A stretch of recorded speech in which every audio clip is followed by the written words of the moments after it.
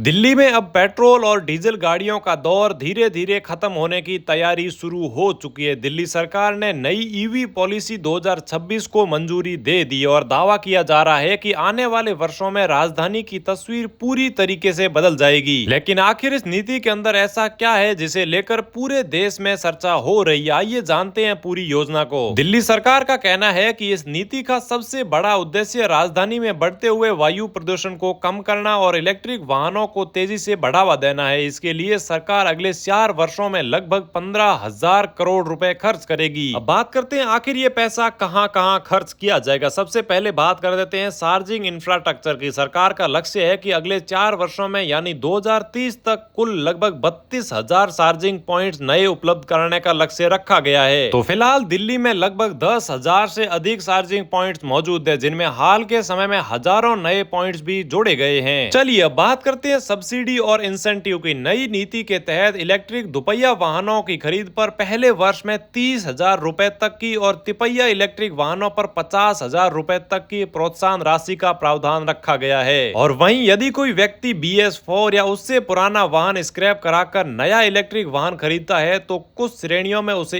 1 लाख रुपए तक का स्क्रैपिंग प्राइस इंसेंटिव भी दिया जाएगा। और इसके अलावा इलेक्ट्रिक वाहनों पर रोड टैक्स और रजिस्ट्रेशन फीस में भी छूट जारी रहेगी। और नई नीति केवल प्रोत्साहन तक सीमित नहीं है, बल्कि इसमें समयबद्ध बदलाव भी तय किए गए हैं। 1 जनवरी 2027 से दिल्ली में नए पेट्रोल या CNG ऑटो रिक्शा का पंजीकरण बंद करके केवल इलेक्ट्रिक ऑटो का ही पंजीकरण किया जाएगा। और इसके बाद 1 अप्रैल 2028 से नए पेट्रोल स्कूटर और मोटरसाइकिल के बजाय केवल इलेक्ट्रिक दुपहिया वाहनों का पंजीकरण करने का लक्ष्य रखा गया है। सरकार ने स्कूली बसों और कई व्यावसायिक वाहनों को भी चरणबद्ध तरीके से इलेक्ट्रिक करने की योजना बनाई है। और एक और महत्वपूर्ण फैसला यह भी है कि इस नीति में हाइब्रिड वाहनों को सब्सिडी नहीं मिलेगी। सरकार का कहना है कि उसका पूरा फोकस केवल पूरी तरीके से इलेक्ट्रिक यानी प्योर ईवी पर ही रहेगा। हालांकि विशेषज्ञों का मानना है कि इस नीति का विजन मजबूत है, लेकिन इसकी असली सफलता इस बात पर निर्भर करेगी कि चार्जिंग स्टेशन समय पर बनते हैं या फिर नहीं, बिजली आपूर्ति कितनी मजबूत रहती है और आम लोगों के लिए इलेक्ट्रिक वाहन कितने किफायती साबित होते हैं। इसी के आधार पर इस योजना की सफलता मानी जाएगी। तो कुल मिलाकर दिल्ली सरकार ने साफ संकेत दिया है कि आने वाले वर्षों में राजधानी की सड़कें तेजी से इलेक्ट्रिक वाहनों की ओर बढ़ेगी। अब देखना होगा कि यह महत्वाकांक्षी योजना जमीन पर कितनी तेजी और प्रभावी रूप से लागू हो पाती है।